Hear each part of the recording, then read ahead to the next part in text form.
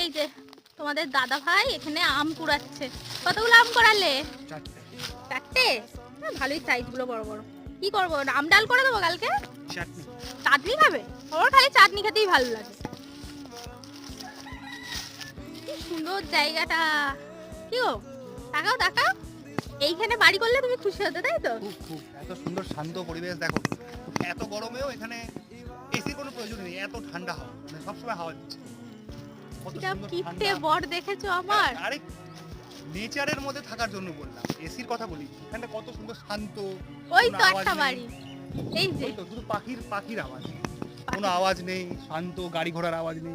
আর রাত্রিবেলাটা মনে হয় যেন আফ্রিকার জঙ্গল, এই তো।